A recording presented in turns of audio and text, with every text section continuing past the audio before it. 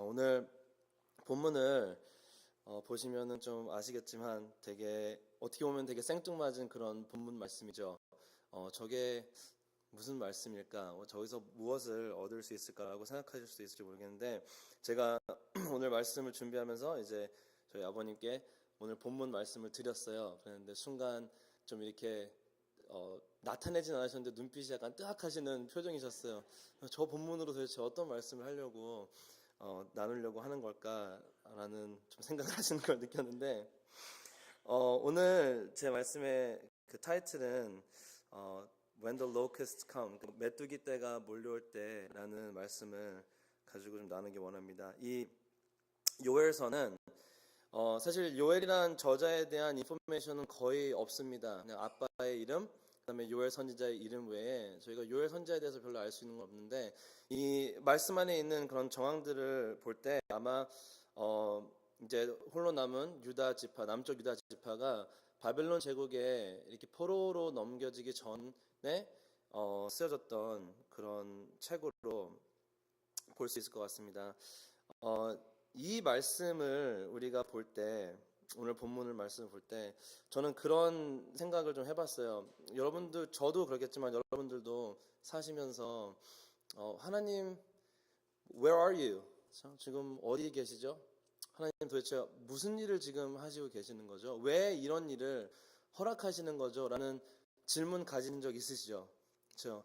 예, 제가 1배회 때도 나눴지만 사실 아직 어리고 또 여기에는 저보다 더 이제 연세가 있으신, 인생을 더 많이 살아보신 이제 믿음의 선배님들과 인생의 선배님들이 계신데 제가 오늘 나누고 싶은 말씀은 당연히 제 개인적인 그런 경험에서 나오는 말씀보다 하나님 말씀에서 나오는 그런 진리를 좀 여러분들과 나누기 원합니다.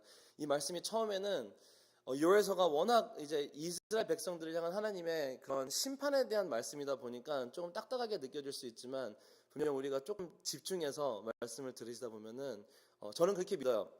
이 하나님 말씀의 모든 페이지의 모든 구절마다 분명 하나님의 복음이 담겨 있다고 저는 믿습니다. 그래서 오늘 그 복음의 말씀을 우리가 꼭 받고 돌아가기를 원합니다.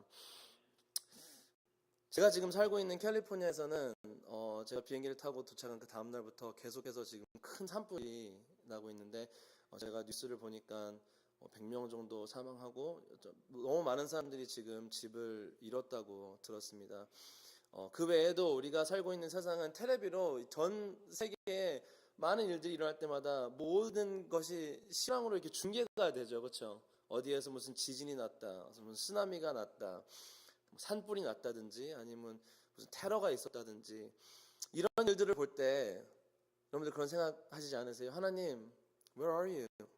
지금 어디에서 무엇을 하시고 계시고 하나님이 정말 모든 것 위에 통치하시는 하나님이시라면은 왜 이런 일들을 허락하시는 걸까요? 라는 생각을 가질 수도 있습니다.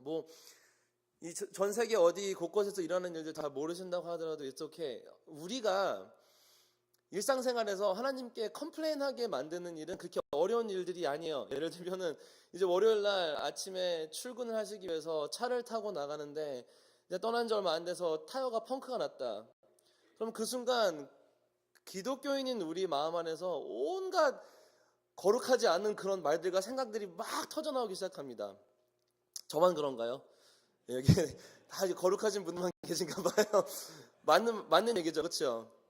주일날도 예배를 잘 드리고 오늘 성가대 찬양이 너무 좋았어, 예배가 너무 좋았어, 하나님 말씀이 너무 달콤하게 들렸어 하고 우리 아이들을 픽업해서 모든 가족과 차를 타고 집을 돌아가는데 갑자기 우리 앞에 정말 운전을 어디서 배웠는지 막 갑자기 확 우리 차 앞에 들어와가지고 우리 가족을 위험에 빠뜨릴 때 우리 안에서 다시 한번 그 은혜는 다 사라졌어요. 그렇죠? 정말 안 좋고 거룩하지 않은 그런 말들과 생각들이 막 터나오기 시작합니다. 그렇죠? 우리는 하나님께 얘기를 해요. 왜? Why? 분명 우리 삶에 그런 것들보다 더 어려운 일들과 더 힘든 일들이 있겠지만 우리가 하나님 앞에 나가 하나님 어디 계세요? 하나님 왜 이런 일을 지금 일어나시게 하는 걸까요? 라고 그렇게 의문을 갖게 하는 일들은 그렇게 별로 큰 일들이 아닌 것 같아요. 아주 작은 일에도 우리는 그런 질문을 한다고 생각을 합니다. 오늘 본문 말씀을 보니까요,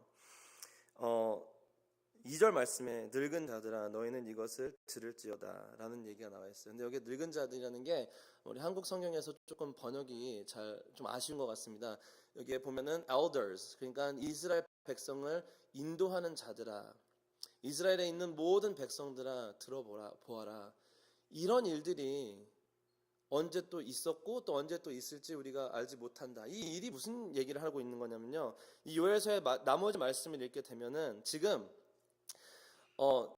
하나님의 경배를 버리고 하나님에게 등지고 우상 숭배를 하고 있는 하나님의 백성들, 이 유다의 땅에 남은 하나님의 이스라엘 백성들을 향한 하나님의 분노가 이 메뚜기 떼를 보내심으로 인해 이들이 가지고 있는 모든 것을 다 앗아가 버리는 그런 하나님의 심판의 그런 일들을 보고 요엘이 이 말씀을 기록하고 있는 거예요. 이 말씀을 통해서 좀 어렵고 힘든 말씀일지는 모르지만 오늘 저는 하나님이 행하시는 일들에 대한 세 가지 요소들에 대해서 좀 나누기 원합니다.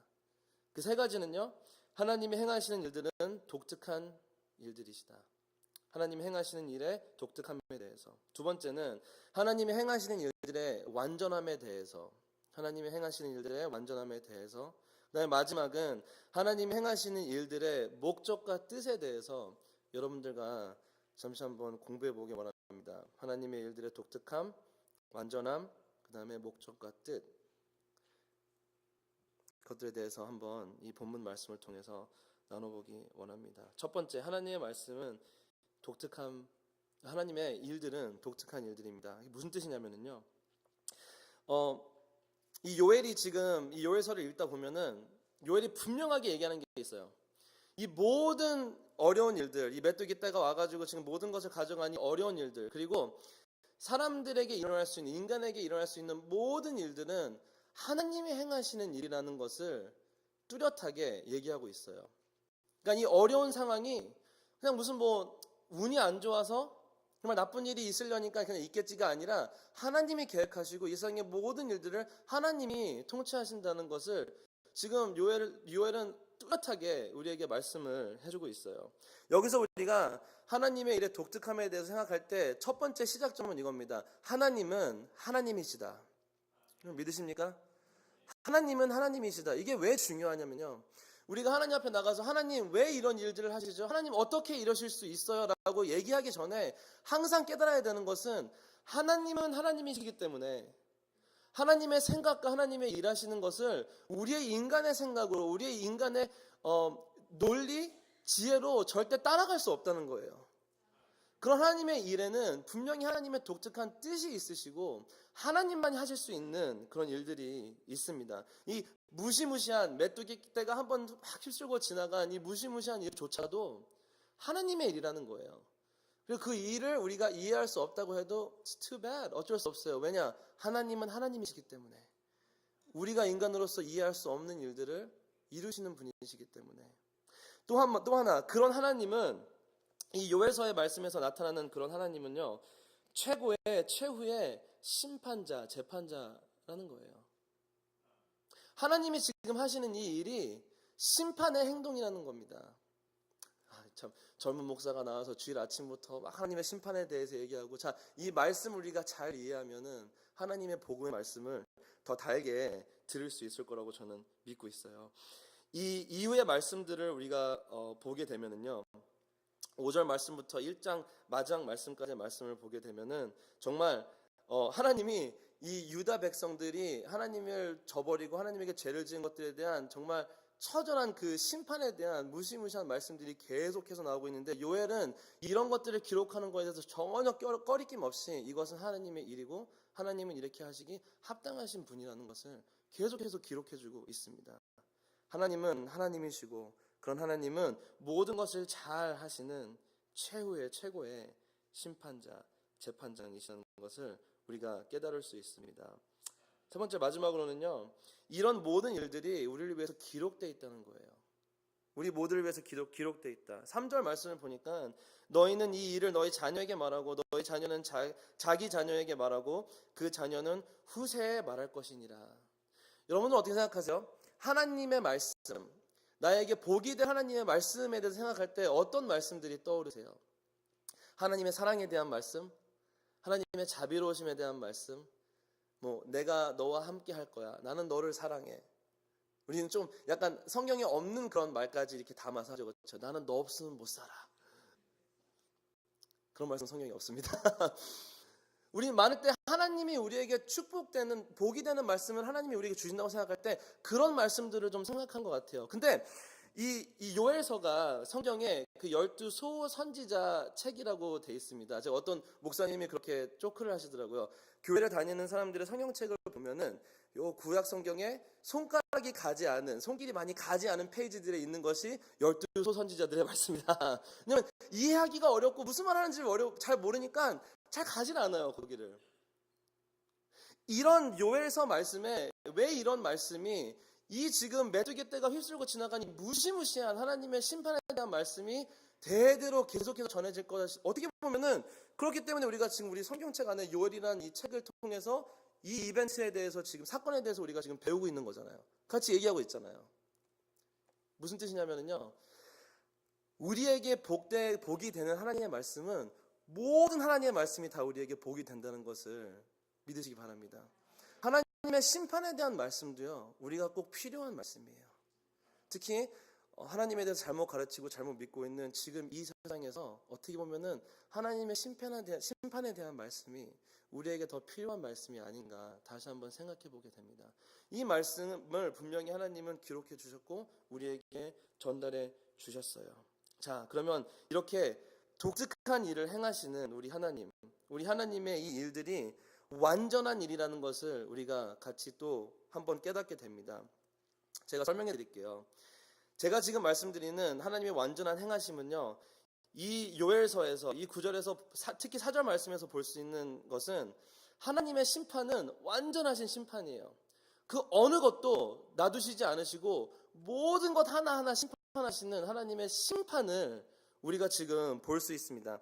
갈라디아 6장 7절 말씀에 보니까 이런 말씀이 있어요. 스스로 속이지 말라. 하나님은 업신여김을 받지 아니하시나니 사람이 무엇으로 심든지 그대로 거두리라. 이 4절 말씀을 제가 다시 읽어드릴게요. 팥중이가 남긴 것을 메뚜기가 먹고 메뚜기가 남긴 것을 느치가 먹고 느치가 남긴 것을 황충이 먹었도다. 자, 성경 이때 하나님의 말씀을 기록하는 것은 굉장히 어려운 일이었습니다. 우리처럼 컴퓨터가 있는 것도 아니고 종이가 막 이렇게 흔한 것도 아니고 정말 어렵게 만든 그런 종이 위에 어려운 글 하나하나 쓰기가 힘든 그런 종이 위에 하나님의 말씀을 기록하고 있는 거예요. 그렇기 때문에 하나님 말씀에 있는 단어 하나하나는 모든 단어 하나하나가 우리에게 필요하고 소중하고 귀한 말씀입니다. 그 안에는 하나님의 뜻이 있어요. 왜 요엘서에서 4절 말씀이 이렇게 표현이 되냐면은 그 히브리어 원어를 이렇게 공부를 해보니까 이런 뜻이더라고요. 그러니까 어른들이 된 메뚜기들이 한번 확 쓸고 지나가니까 청년 메뚜기들이 또 한번 확 쓸고 지나가고, 그 메뚜기들이 지나가고 나니까 애기 메뚜기들, 잘 뛰지도 못하는 메뚜기들이 바닥에 있는 것까지 다 휩쓸어 갔더라. 그러니까 우리가 지금 보고 있는 이 그림은요, 정말 이 유다 땅 위에 밥 한 톨도 남지 않은 그렇게 무시무시한 하나님의 심판이 이 메뚜기 떼들을 통해서 한번 완전 휩쓸고 초토화시키고 지나간 그 그림을 보고 있는 거예요. 하나님이 인간을 심판하시고자 할 때는요, 아무것도 혹시 여러분 요즘에 한국에서 요즘 얘기는 아니지만 좀 유행하는 단어가 있어요. 노애눌이라는 말씀하세요. 그러니까 애눌이 없다는 얘기예요. 인터넷에서 뭐 사고 팔고 할 때 가격을 딱 올리면은 문자를 보내요. 애눌 있음? 이렇게 보내요. 그러니까 가격을 이렇게 딜할 수 있냐는 얘기예요. 하나님의 심판에는 애눌이 없습니다. 그 어떤 것도 우리가 하나님 앞에서 숨길 수 없어요.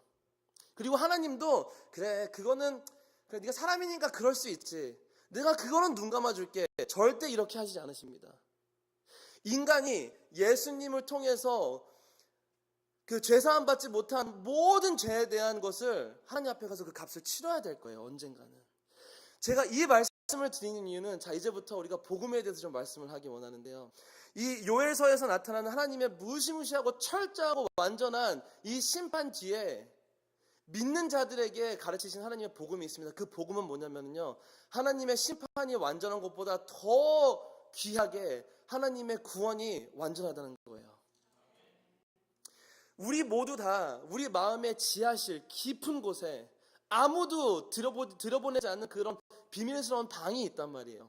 하나님, 내 삶에 있는 99.9%다 주님께 드리지만 이 하나 난 주님께 포기할 수 없어요. 이 한 죄 나 주님께 포기할 수 없어요.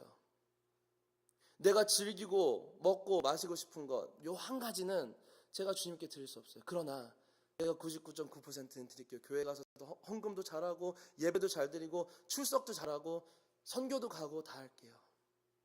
근데 여러분 그거 아세요? 하나님이 죄를 뉘우치지 않는 자들의 모든 죄, 작은 것 하나하나 찾아가서 심판하시는 것처럼 우리가 정말 믿는 자들이라면, 그러니까 교회를 출석하는 교인들이 아니라 택함 받은 예수님의 제자라면은 우리 하나님이 우리 마음 깊숙이 우리가 숨기고자 하는 그 하나까지도 쫓아오셔서 분명히 성화시켜 주실 것입니다.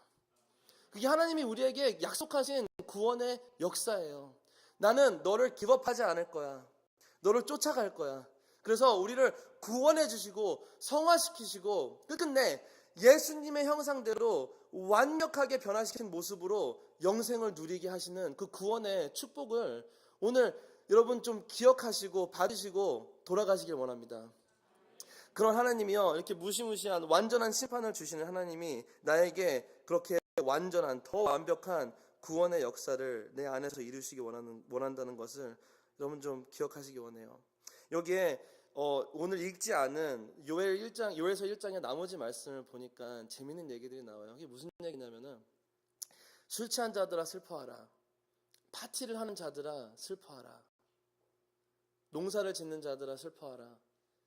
예배를 인도하는 제사장들아 슬퍼하라 라는 말씀이 나와요. 그게 무슨 뜻이냐 하면은 하나님이 모든 것을 다 한번 휩쓸고 지나가니까요, 술 취하고 싶어도 술 취할 수가 없어요.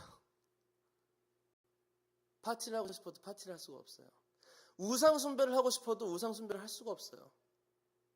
그러니까 무슨 얘기냐면은 하나님의 은혜의 때 안에서 풍부함을 누리는데 그 풍부한 것들로 하나님이 원하시지 않은 일들을 하는 그 행위마저도 하나님 없이는 할 수가 없다는 얘기예요.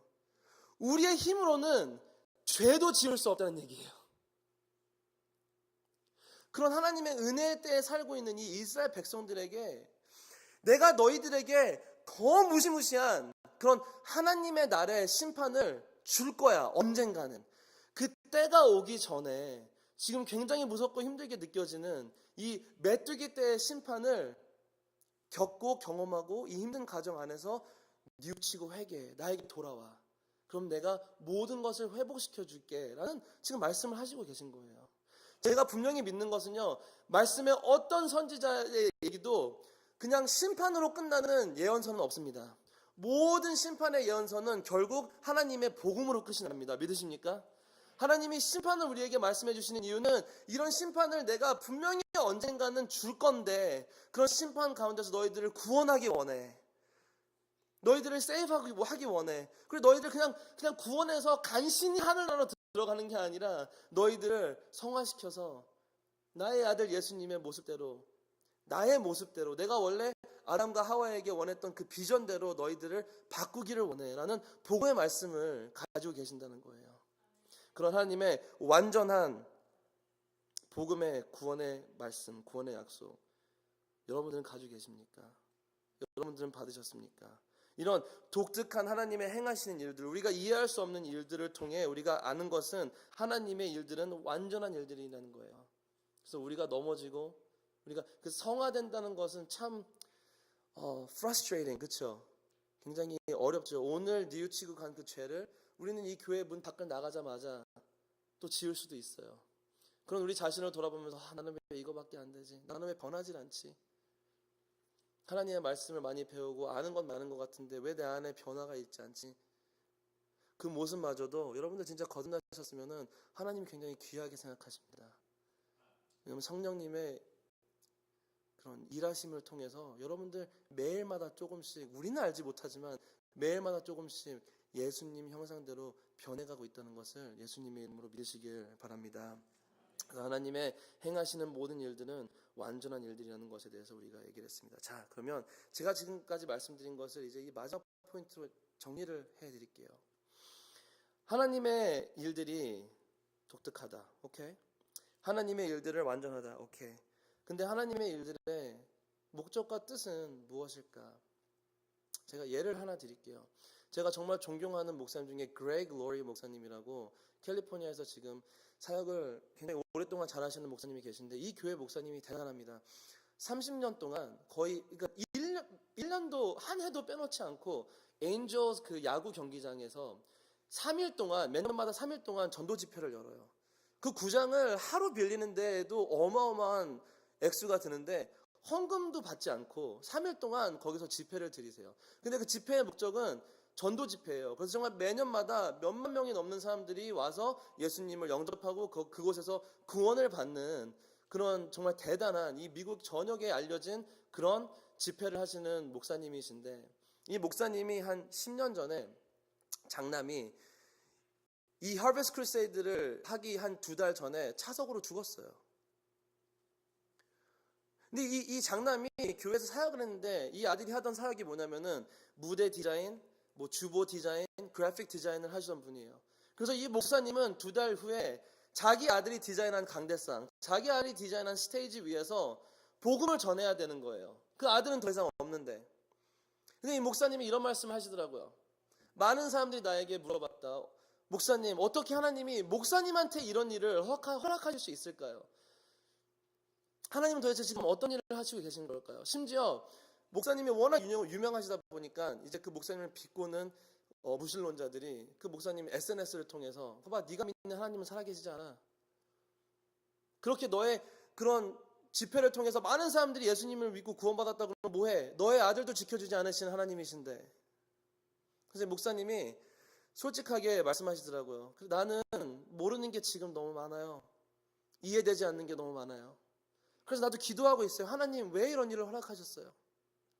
내가 하나님이 선하시다고 하는데 이 상황에서 하나님의 선하심을 내가 어떻게 이해해야 되는지 나는 모르겠어요. 라는 기도를 며칠 밤을 진짜 상상이 가시잖아요. 그렇죠? 우리가 겪지 않다 하더라도 정말 눈물을 흘리면서 무릎이 닳도록 기도를 하셨대요. 그래서 얻은 결론이 이거였대요. 아직도 내가 모르는 것은 5만 가지가 넘지만 하나님이 내가 아는 것 딱 한 가지를 기억하게 해주셨다. 그것은 하나님은 선하신 하나님이시고, 그런 하나님이 나와 내 아들을 구원하셨기 때문에 언젠가 나는 영생에서 내 아들과 함께 예수님의 얼굴을 보며 매일마다 살아갈 거라는 그런 희망을 나에게 주셨다. 그런 소망을 나에게 주셨다는 간증을 하시더라고요. 근데 그 간증이 너무 소중하더라고요. 그래서 나는 모르는 게 많아요. 앞으로도 내 아들이 없이 몇십 년을 내가 살아가면서 하나님 그때 왜 그러셨어요? 물어볼 수도 있어요. 하지만 나는 내가 모르는 것들을 제쳐두고 내가 아는 것. 아까 제가 설교를 시작할 때 얘기했죠. 하나님은 하나님이시다. 모든 것을 독특하게 완벽하게 잘 하시고 계시다. 그런 하나님에 대해서 내가 아는 것을 믿기로 했다라는 말씀을 하시더라고요. 제가 이 마지막 포인트를 나누기 전에 이 말씀을 드리는 이유가요. 우리가 많은 때 이런 선지자들의 말씀을 보다 보면은 그래, 하나님이 이스라엘 백성들에게 내리시는 심판, 이스라엘 백성들에게 내리는 경고에 대해서 생각을 많이 하게 되는데, 요엘이라는 사람에 대해서 한번 우리가 생각을 잠시 해봐야겠습니다. 이 요엘에 대해서 제가 아까도 말씀드렸지만 우리가 아는 게 없어요. 제 생각에는 그것 또한 하나님의 계획하심 같아요. 왜냐?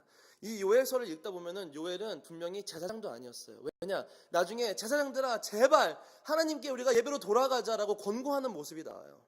이 요엘을 보면은 정말 무슨 뭐 돈이 많았던 그런 사람도 아니고 어떻게 보면은 유다 땅에서 그냥 흔히 볼 수 있는 한 이스라엘 백성인 사람이었어요. 특별한 특징이 아무것도 없어요. 하지만 이 요엘에 대해서 우리가 분명히 알 수 있는 건 하나는, 이 요엘은 하나님을 신뢰하고 타락한 이 이스라엘 백성 사이에서도 하나님을 사랑하는 자였다는 것을 우리가 알 수 있어요. 왜냐? 그에게 이런 어려운 때에 하나님의 말씀이 왔기 때문에. 요엘에 대해서 알아야 될 거는 그게 that's.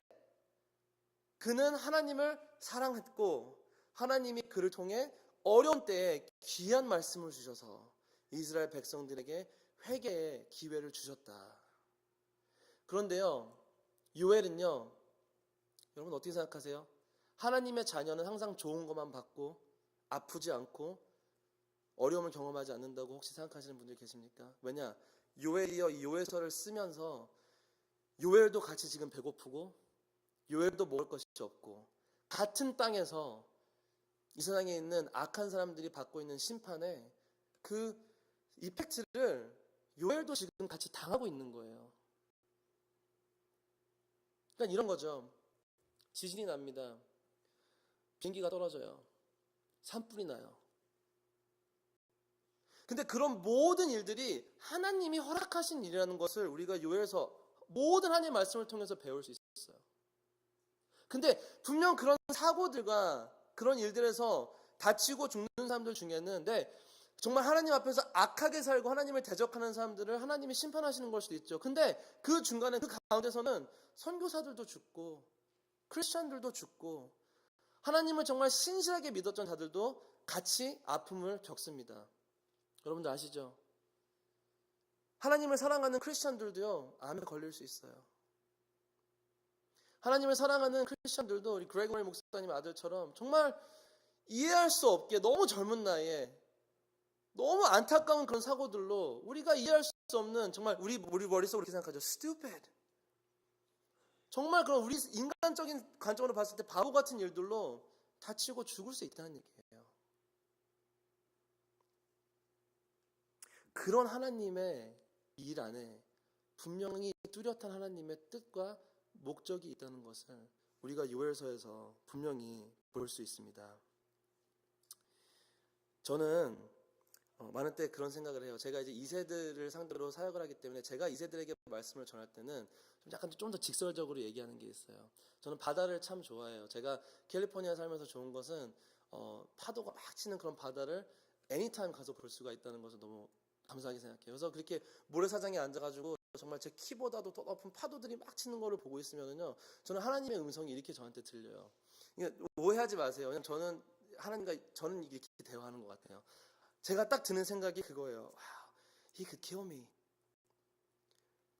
하나님은 나를 죽이실 수도 있을 것 같아. 그게 무슨 뜻이냐면요, 하나님 무서워 이런 게 아니라 정말 하나님이 오늘도 하나님의 은혜와 사랑으로 나의 생명을 유지시켜 주시기 때문에 내가 이렇게 살아있는 거구나.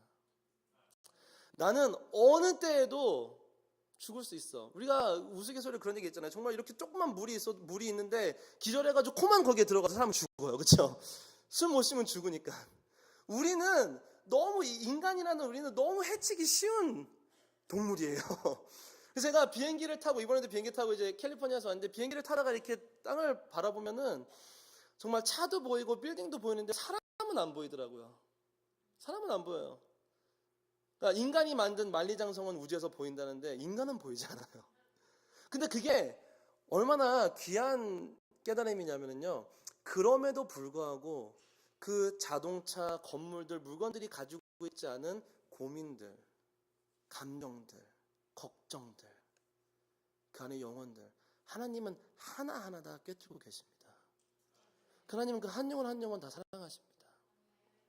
그래서 요엘이 정말 아무것도 아닌 사람처럼 보이지만 이런 평범한 사람을 통해서 정말 필요한 때에 하나님의 필요한 말씀을 하나님의 백성에게 지금 하나님은 주시고 계세요.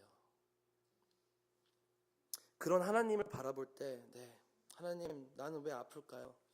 나는 왜 이렇게 힘들까요? 이 세상에는 왜 이렇게 우리가 이해할 수 없는 일들이 많이 일어날까요? 오늘 설교의 타이틀을 따서 얘기하자면은 메뚜기 때는 왜 올까요, 하나님? 지금 내 삶에 이 메뚜기 때는 왜 왔을까요? 하나님, 무슨 일을 하시기 원하시고 무슨 뜻이 있으시기에 이런 일을 하시나요? 제가 4가지로 간추려 봤어요. 제가 지금부터 말씀드리는 거는요, 이 젊은 앤디 목사라는 사람이 와서 드디어 하나님의 뜻의 모든 것에 대해서 우리에게 가르쳐 준단다, 절대 아니에요. 우리가 하나님이, 아까도 말씀드렸죠, 하나님은 하나님이시기 때문에 우리가 하나님의 뜻을 다 헤아릴 수 없어요. 믿으십니까? 하지만 하나님의 뜻에 대해서 몇 가지 제가 한번 간추려 봤어요. 만약에 이런 일들이 내 삶에 일어난다면 첫 번째는 이걸 것 같아요. 내 정신을 맑게 해주는 하나님의 경이로움에 대해서 다시 한번 생각해 볼 것 같아요. 그 두려움이에요. 정말 하나님의 순간순간 있는 하나님의 도우심과 보살피심이 없으면은 나는 정말 죽을 수도 있겠네요, 하나님. 그러니까 이 두려움은 내가 잘못해서 하나님께 맞을까봐 갖는 두려움이 아니라, 그러니까 제가 여러분들에게 말씀드리고 싶은 건 그거예요. 오늘 심판에 대해서 들었으니까 내가 오늘 여기 와서 예배를 정말 잘 드리고 헌금도 조금 더 드리고, 그래서 이 교회를 나갈 때는 내가 하나님 앞에 정말, 하나님, 나 오늘도 교회 출석 카드 체크했어요. 나는 교회 나왔어요. 내가 오늘 헌금도 드리고 찬양도 진짜 오늘은 목소리 크게 했어요. 하나님 저 박수 안 치는 거 아시죠? 오늘은 박수를 쳤어요. 자, 이 모든 것을 했으니까 제발 저 좀 혼내지 말아주세요. 이런 불행한 관계를 하나님과 가지시는 분들이 이곳에는 한 분도 없으시기를 예수님의 이름으로 축복해 드립니다. 제가 말씀드리는 경이로움과 두려움은요, 와, 하나님 정말 그렇게 위대하시고 대단하신 분이네요. 그런 하나님 앞에 내가 섰을 때 내가 정말 작아지면서 생기는 그런 경이로움과 두려움을 지금 제가 얘기하고 있는 거예요. 그 작아짐과 그 경이로움과 두려움은 굉장히 축복된 깨달음입니다. 믿으십니까? 교회를 100년 다녀도 깨닫지 못하는 분들도 계세요. 그것을 우리가 오늘 꼭 깨닫기를 바랍니다. 베드로전서 4장 10절에 보니까 이런 말씀이 있어요. 만물의 마지막에 가까이 왔으니, 그러니까 심판이 올 것이니, 그러므로 너희는 정신을 차리고 근신하여 기도하라.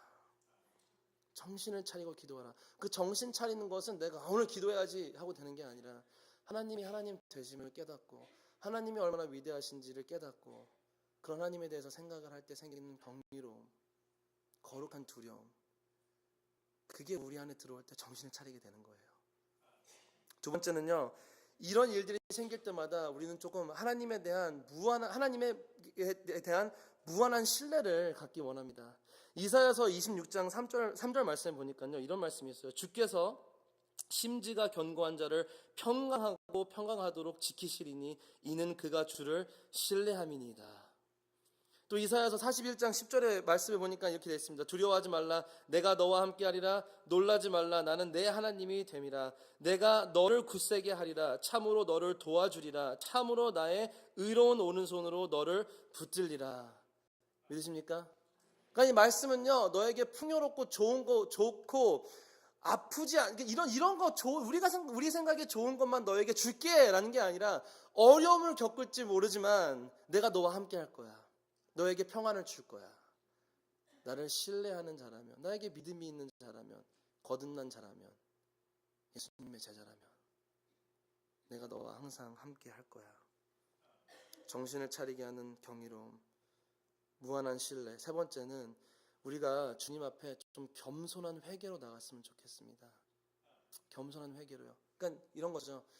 그런 무시무시한 일들이 자연재해가 일어나고 아니면 우리 주위에서 안타까운 죽음이 있거나 누가 아파하는 게 있을 때 우리는 하나님, 만약에 오늘 하나님이 나를 데려가신다면은 나 정말 하나님 앞에 그래 수고하고 정말 열심히 일한 종 잘했어. 이 얘기 듣고 싶어요.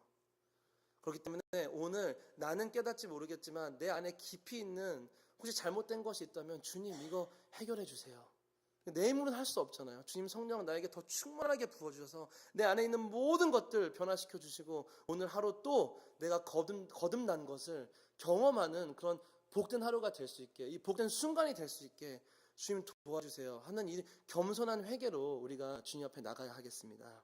마지막으로 주님께 좀 매달렸으면 좋겠어요. 정말 처절하게 매달렸으면 좋겠어요. 그 매달리는 내용은 두 가지가 있는데요. 첫 번째는 정말 매일마다 죽어가고 있는 하나님 모르는 지옥으로 가는 영혼들. 여러분들 사업도 하시잖아요. 그렇죠? 모르겠어요. 여기 학교를 다니시는 분들이 계신지는 잘 모르겠습니다. 직장에 가서 아니면 내가 좋아하는 레스토랑에 가면은 거기서 나를 알아보는 직원들. 여러분들 이렇게 생각해 보셨어요? 그들에게 인사하고 같이 일하고 같이 시간을 보내는 동안 만약에 저 사람이 하나님 없이 오늘 죽는다면은 지옥에 갈 텐데. 아니요. 그런 기도를 우리가 해봤습니까? 나의 아픔, 내가 어려울 때는 뜨거운 눈물이 흐르는 기도가 나오죠. 근데 내가 잘 알지 못하는 매일마다 마주치는 그 직원, 매일마다 마주치는 동료들, 레스토랑에서 일하는 직원들, 저 사람은 하나님을 알까? 예수님을 알까? 좀 이제는 우리가 크리스찬들로서 자꾸 이게 아니라 모든 사람들을 구원하시기 원하시는 그런 하나님의 마음을 좀 알 수 있으면 좋겠어요. 그래서 그들을 위해 처절하게 주님께 좀 매달리는 그런 신자들이 됐으면 좋겠어요. 그런 한 영혼을 위한 그런 영혼들의 구원을 위해 가지고 있는 그 마음을 하나님이 이쁘시게 보시지 않겠냐고요. 축복해 주시지 않겠냐고요. 좀 주님 앞에 그런 다급한 마음으로 구원받지 못한 영혼들을 위해서 기도로 매달리길 바랍니다. 그리고 두 번째는, 마지막은 주님께 매달릴 때요, 우리 자신을 위해서 주님께 매달려도 괜찮아요. 주님 너무 힘들어요. 너무 아프네요. 근데 그게 그런 거 있잖아요. 왜 이게 아니라 주님 왜 이런 것뿐만, 그게 아니라 주님 너무 아파요. 너무 힘들어요. 하지만 내가 이해는 못할지 모르고 이 고통이 언제 끝날지는 모르겠지만 주님 신뢰하고 싶어요. 주님께 처절히 매달리고 싶어요. 주님 한 분만 바라보고 싶어요. 그러시기에 저에게 믿음을 허락해 주세요. 이런 기도를 우리가 좀 드릴 수 있기를 예수님의 이름으로 축복해 드립니다. 자, 이제 말씀을 정리하면서 하나님의 행하심들의 독특함, 완전함, 그리고 하나님의 목적과 뜻, 그러니까 하나님이 왜 하셨지라기보다 나를 한 번 더 돌아보게 하시는구나 라는 생각, 그런 마음으로 우리가 기도로 나갈 때요, 제가 여러분들께 부탁드리고 싶은 게 있는데, 우리 좀 어려운 일들이 닥치거나 내가 이해할 수 없는 일들이 생길 때 우리가 주님 앞에 react 하는 것보다, 그러니까 react는 제가 아까 말씀드린 것처럼 주님 왜 그럴까요? 왜 이렇게 허락하세요? 주님 도대체 난 이해할 수가 없어요. 이런 리액션보다 우리가 좀 묵상으로 주님 앞에 나갔으면 좋겠어요. 이 묵상은 뭐에 대한 묵상이냐면은 내가 뭐를 할 수 있지? 내가 어떻게 이것을 해결할 수 있지? 이게 아니라 내가 이해할 수 없는 이 상황에 하나님은 누구시지? 하나님은 하나님의 말씀을 통해서 나에게 무엇을 나타내셨지? 그럼 하나님의 성품에 대해서 나는 무엇을 알고 있지? 하나님이 나를 사랑한다고 내가 믿고 있는데 그 사랑은 어떤 사랑이지?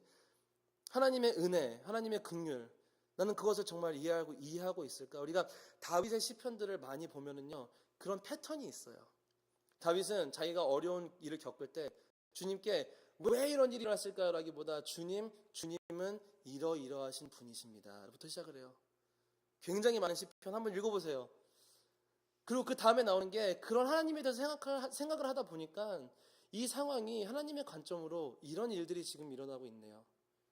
내가 그것을 깨달았으니 그 하나님의 플랜에 맞게 나를 변화시켜 주세요. 이게 다윗의 기도에, 다윗의 시편의 패턴들이에요. 우리가 좀 그런 묵상하는 시간을 주님 앞에 겸손히 나아가 내 자신을 돌아보며 어려운 때는 주님께 기도하는 그런 모습으로 나가야 하겠습니다. 자, 마지막으로 여기 계신 여러분들 혹시 그런 생각 해보셨어요? 하나님은 정말 내가 얼마나 아픈지 알고 계실까? 하나님이 나를 사랑하시고 나를 케어하신다는 걸 알겠는데, 우리 하나님 정말 산산조각난 가정의 아픔을 하나님 알고 계세요? 사랑하는 내 자녀를 먼저 보내야 되는 그 아픔을 하나님 알고 계세요? 정말로 내가 내일 어떻게 먹고 살지 모르는 그 두려움 하나님 아세요? 제가 분명히 여러분들께 확신할 수 있어요. 하나님 분명히 알고 계세요. 왜냐? 예수 그리스도가 인간의 몸을 갖고 이 세상에 오셨고 그의 삶을 보면 알 수 있어요. 하나님은요, 하나님의 가족, 하나님의 택한 백성으로 이스라엘 백성을 고르셨습니다. 그리고 구약 성경 보면은 하나님과 그 이스라엘 백성들의 그 관계가요, 마치 그 혼인한 자들의 관계처럼 그 어느 관계보다도 더 친밀하고 더 가까운 관계를 하나님은 계획하셨어요. 근데 그들이 하나님을 버렸어요. 호세아서 읽어보시면 그 내용이 그거잖아요. 너는 나를 버렸다. 영적인 간음죄 같은 거예요. 그러니까 하나님은요, 그의 독생자 아들을 보내주셔서 아무 상관없는 죽음을 우리의 죄를 위해서 인간의 손에 정말 살인당하게 허락하셨단 말이에요. 그 독생자 아들을 잃는 그 아픔을 하나님은 알고 계세요. 그러니까 하나님이 그런 감정 때문에 내 아들이 죽어서 어떻게, 이런 게 아니라 인간으로서 오신 우리 예수님을 통해서 인간이 겪을 수 있는 모든 이모션, 모든 아픔을 다 이해하신다는 거예요. 예수님은 어렸을 때부터 정말 우리가 상상할 수 없는 그렇게 어렵고 가난한 가정에서 태어나신 거 여러분 아세요? 예수님이 자라는 그 대부분의 삶에 아빠는 없었을 거예요. 요셉이 아마 죽었을 거라고 생각을 해요, 많은 사람들이. 그런 요셉이 결혼한 마리아는 이미 예수님을 잉태했을 때 티네이저, 10대 소녀였어요. 약혼은 했지만 아직 혼인도 안 한 상태.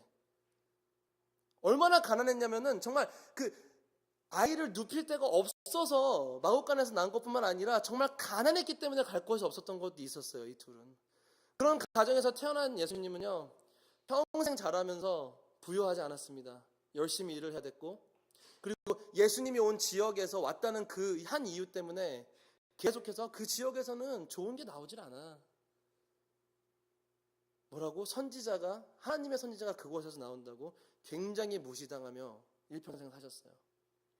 사역을 하시고 예수님의 이름이 많이 알려질 때도 예수님 누우실 곳, 예수님 거하실 곳도 없다고 예수님이 직접 말씀하셨어요. 예수님이 가장 가까운 친구들에게 배신당하셨어요. 유다뿐만이 아니에요. 베드로뿐만이 아니에요. 예수님을 따랐던 모든 제자들이 그 순간 예수님 곁에 없었어요. 우리의 모습이에요. 그런 예수님, 우리가 인간으로서 겪을 수 있는 모든 어려움과 아픔, 슬픔 다 이해하시고 알고 계십니다. 메뚜기 떼가 몰려올 때 여러분들 어떻게 하실 거예요? 이런 주님 앞에 겸손함과 신뢰로 나아가시겠습니까? 아니면 우리의 지혜대로 뭔가 좀 해결해 보려고, 주님 나한테는 그러면 안 되잖아, 이런 마음으로 하나님을 원망하시겠습니까? 아니면 주님, 이것 또한 허락하신 주님, 주님의 뜻 내 삶에서 이루소서 하는 말씀으로 주님 앞에 나가시겠습니까? 우리가 오늘 그 주님의 완전하신 구원의 말씀, 그 복음의 희망 가지고 나아가실 때 이 세상에서 일하는 모든 일, 내가 바라볼 수 있는 모든 것들 하나님의 관점으로 바라보시는 그런 축복된 신자들이 될 수 있기를 예수님의 이름으로 축복해 드립니다. 같이 기도합시다.